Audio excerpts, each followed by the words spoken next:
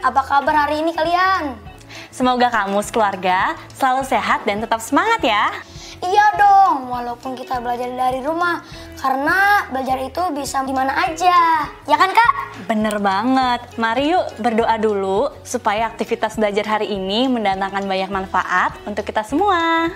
Nah, sekarang ayo siapkan buku atau lembar kerjamu dan alat tulismu. Kakak mau tanya dong, boleh? Boleh Kak? Dari mana sih asal air yang digunakan di rumahmu? Lalu, bagaimanakah caramu menghemat pemakaian air itu? Beritahu kakak dan adik ya, teman-teman. Ayo kita mulai. Duh, panas banget hari ini. Jadi panas banget ya. Bikin aus. Minum ah. Ngomong-ngomong soal minuman, nah, apakah adik tahu ada yang namanya mesin minuman? Mesin minuman? Kamu nggak tahu? Adik-adik juga. Kalau begitu, sekarang ayo perhatikan gambar ini. Apa yang terpikir olehmu saat melihat gambar ini? Pernahkah kamu melihat mesin air minum seperti yang ada di dalam gambar? Belum Kak. Kalau teman-teman gimana?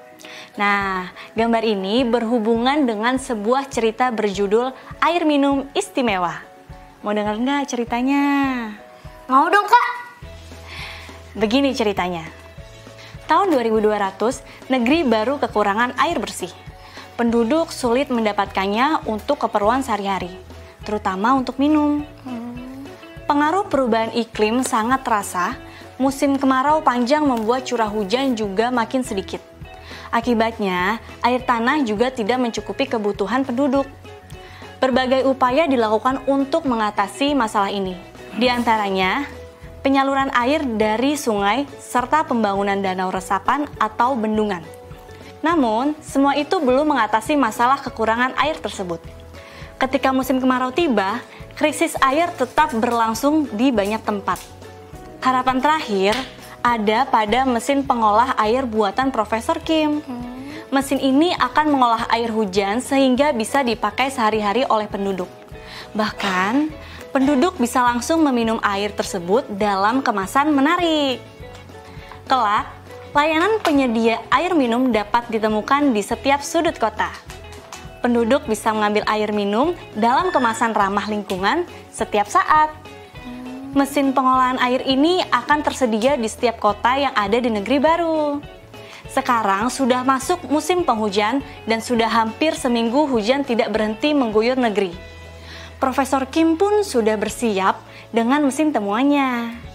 Dia sudah menunjuk seseorang yang akan bertanggung jawab untuk tugas pengolahan air tersebut. Orang itu adalah murid kepercayaannya bernama Wardani, yang biasa dipanggil Dani. Namun, hari ini Dani kebingungan sekali. Sudah hampir tengah hari mesin pengolahan air tidak bisa bekerja karena sejak pagi mendung. Dani juga sudah mengoperasikan tenaga sinar matahari cadangan, tetapi mesin tetap tidak bekerja.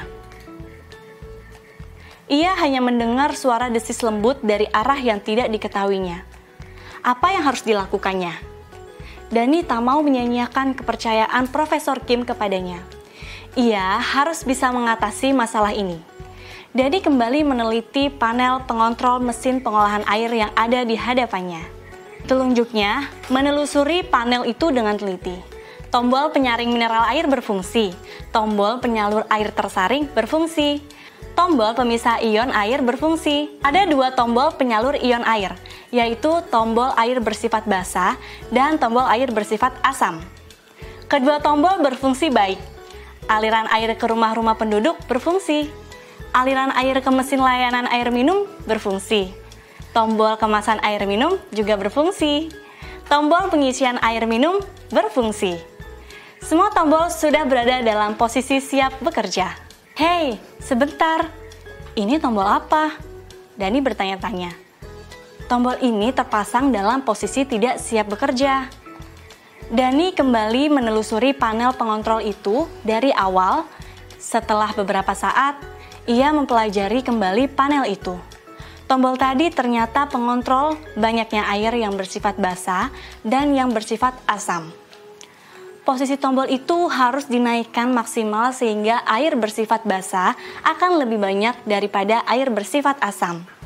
Dengan begitu, air yang disalurkan kepada penduduk akan lebih menyehatkan dan bisa diminum langsung. Dani menyetel kembali semua tombol yang ada dalam panel pengontrol tadi.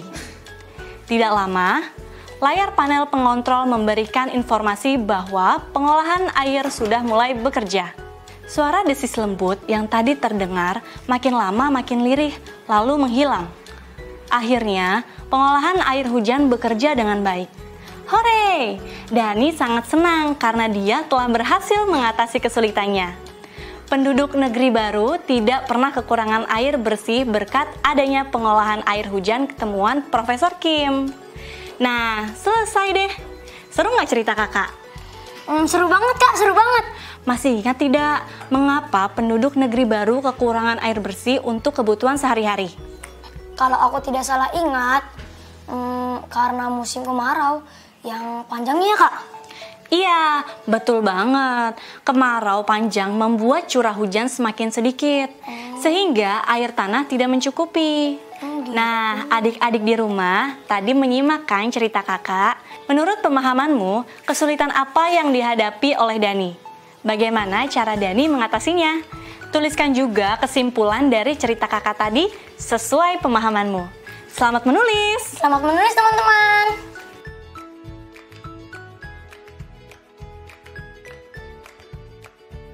Wah, sudah panjang sekali tulisanmu, Dek. Lagi buat cerita ya? Ya nih kak, aku lagi nulis kembali cerita air minum istimewa dengan versi aku sendiri kak. Wah, bagus banget. Adik-adik di rumah, ayo ikuti adik juga ya. Kalian juga bisa menuliskan kembali cerita air minum istimewa dengan versimu, seperti adik. Iya, kalian tidak perlu ragu dalam menulisnya. Tulis saja berdasarkan apa yang kamu pikirkan. Dalam bacaan tersebut, kamu dapat mengetahui bahwa penduduk negeri baru pada tahun 2200 kekurangan air bersih. Menurutmu, hal-hal apa yang bisa dilakukan penduduk negeri baru untuk mencegah kekurangan air akibat perubahan iklim di tahun 2200? Adik kasih contoh ya, misalnya penduduk negeri baru mengurangi pemakaian kendaraan bermotor. Jika memungkinkan, penduduk banyak melakukan perjalanan dengan berjalan kaki atau bersepeda. Jawaban yang bagus banget kamu. Kalau menurut pendapatmu, bagaimana? Tuliskanlah dalam cerita kamu. Kamu juga boleh membaca lagi semua bacaan tentang perubahan iklim yang sudah kamu pelajari selama 2 hari ini. Diskusi bersama orang tua atau walimu di rumah ya. Kak, ini gimana sih kak? Nih, aku bingung nih. Tuh. Oh, kalimat majemuk setara sejalan. Sini kakak bantu. Kakak bantu jelasin ya. Adik-adik di rumah juga perhatikan ya. Jadi, beberapa kalimat dapat digabungkan menjadi kalimat majemuk setara sejalan dengan menggunakan kata hubung dan, sedangkan, sambil. Perhatikan kalimat-kalimat contoh ini ya. Ida mengerjakan soal-soal matematika. Ria membaca buku cerita. Kedua kalimat tersebut jika digabungkan dengan kata hubung menjadi kalimat. Ida mengerjakan soal-soal matematika, sedangkan Ria membaca buku cerita. Coba kalian perhatikan. Contoh berikutnya, pagi itu Rini berolahraga lari. Pagi itu Aldi latihan memasak nasi goreng. Kedua kalimat tersebut jika digabungkan dengan kata hubung menjadi pagi itu Rini berolahraga lari dan Aldi latihan memasak nasi goreng. Sudah paham? Gimana? Kasih contoh satu lagi deh kak, boleh nggak? Oke, kakak masih punya contoh terakhir. Perhatikan ya kalimat-kalimatnya. Widi menyisir rambut di kamarnya. Widi bercermin di kamarnya. Kedua kalimat tersebut jika digabungkan dengan kata hubung menjadi Widi menyisir rambut sambil bercermin di kamarnya. Ketiga contoh kalimat itu merupakan kalimat majemuk setara sejalan dengan kata hubung sedangkan dan sambil. Gimana? Kamu udah ngerti? Udah dong, Kak. Sekarang aku udah ngerti. Teman-teman juga udah pada ngerti kan? Kalau gitu, yuk kita lanjut ngerjain tugasnya. Makasih ya, Kak. Sama-sama, Adik. Hai teman-teman, ini dia nih yang paling kalian tunggu-tunggu. Waktunya games. Yeay! Jadi games kali ini kalian akan membuat kalimat majemuk setara sejalan dengan menggunakan kata hubung dan sedangkan juga sambil. Siap? Siap! Siap kan teman-teman? Ayo kita mulai. Baiklah, ini dia kalimat pertama. Silakan smart screen. Setiap hari, Daniel melakukan pengolahan air hujan. Setiap hari, penduduk menikmati air hujan olahan dalam kemasan. Kata penghubung apa yang paling tepat untuk menghubungkan dua kalimat ini? Dan Kak. Baik, kita kunci jawaban adik. Bagaimana smart screen? Benar, ini dia bentuk kalimat majemuk setara sejalan dengan kata hubung dan. Setiap hari, Dani melakukan pengolahan air hujan dan penduduk menikmati air hujan olahan dalam kemasan. Kita lanjut ke pertanyaan berikutnya. Ayo adik-adik, jangan mau kalah sama adik aku ya. Silakan smart screen. Air minum kemasan bisa diambil setiap saat air bersih disalurkan langsung ke tiap rumah. Apa jawabannya, Dik? Sedangkan, Kak. Oke, kita kunci jawabannya. Silakan smart screen. Benar, ini dia bentuk kalimat majemuk setara sejalan dengan kata hubung sedangkan. Air minum kemasan bisa diambil setiap saat, sedangkan air bersih disalurkan langsung ke tiap rumah. Ia berulang kali mempelajari cara kerja pengolahan air. Ia sudah sangat hafal dengan prosesnya. Silahkan tentukan kata penghubung yang tepat, sedangkan, dan, atau sambil. Aku tahu, Kak. Tahan dulu adik, kita lempar ke adik-adik di rumah dulu. Yuk, adik-adik sudah menjawab? Sudah? Luar biasa. Silahkan cek atau konfirmasi jawaban kalian pada orang tua atau walimu di rumah ya. Sudah dulu ya teman, kita lanjut gamesnya nanti. Hai semua, aku habis mengisi jurnal membacaku nih. Nih. Wah, sudah banyak kan? Kalian bagaimana? Udah pada isi belum? Nih, lihat nih, jurnal pohonku nih. Kalau kalian membuat jurnal bentuk apa?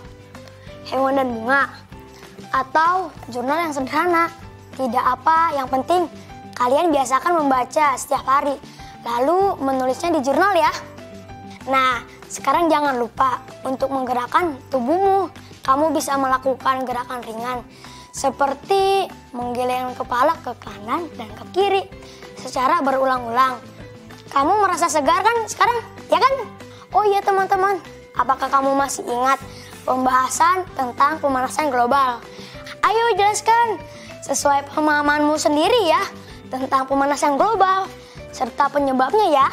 Aku ingatkan juga ya, pada akhir pekan nanti kita akan mengerjakan proyek membuat teks berita tentang pemanasan global. Kamu bisa berdiskusi dengan orang tuamu atau walimu di rumah. Semangat ya!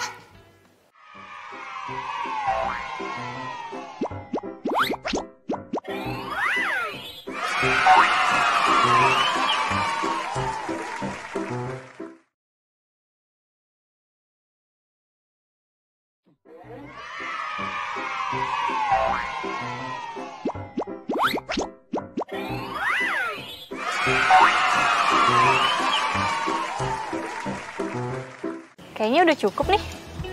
Lagi ngapain, Kak? Ini loh, Dek. Kakak lagi menanam pohon cendana. Pohon cendana? Pohon apa tuh, Kak? pohon cendana itu adalah pohon yang hampir punah di Indonesia karena perubahan iklim. Ya, sayang banget ya, Kak. Berarti kita lestarikan pohon cendana, Kak. Nah, kalian juga bisa menanamnya.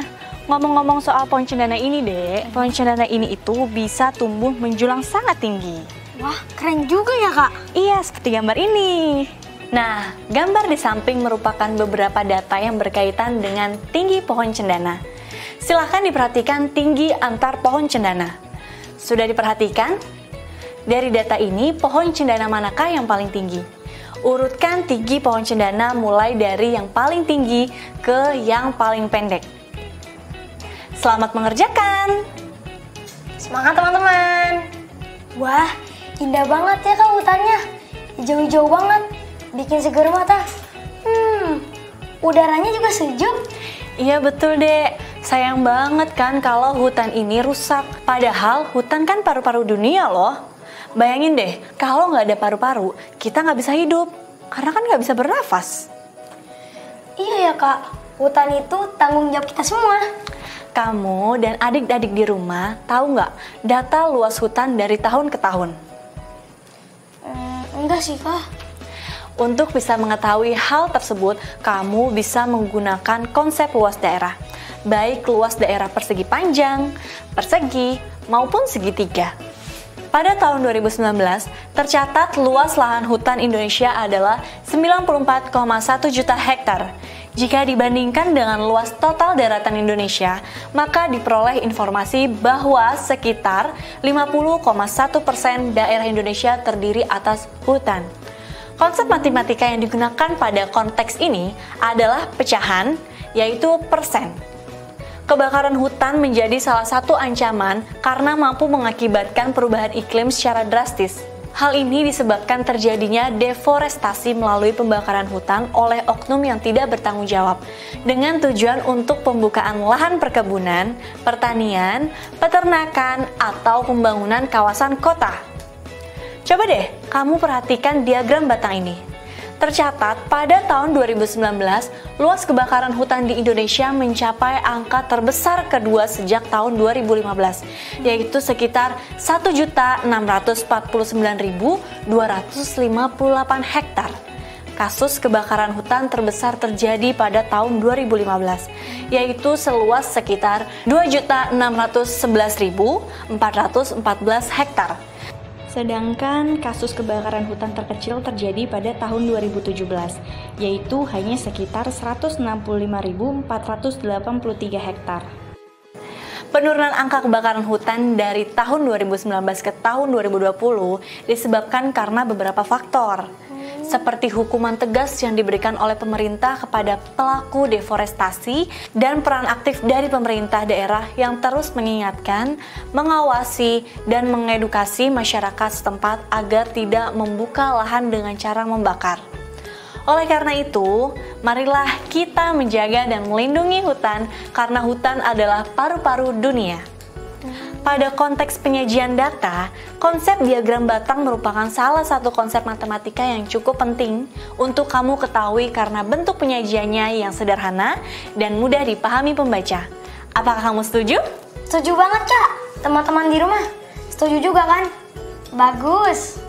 Kebakaran hutan adalah salah satu bencana alam yang sangat menakutkan karena berdampak pada rusaknya ekosistem yang mengakibatkan kepunahan tumbuhan dan hewan yang ada di hutan. Selain itu, asap yang disebabkan kebakaran hutan akan mengakibatkan beragam penyakit seperti asma, infeksi saluran pernafasan atas atau ISPA, penyakit paru-paru, penyakit jantung, dan iritasi pada mata, tenggorokan, atau hidung.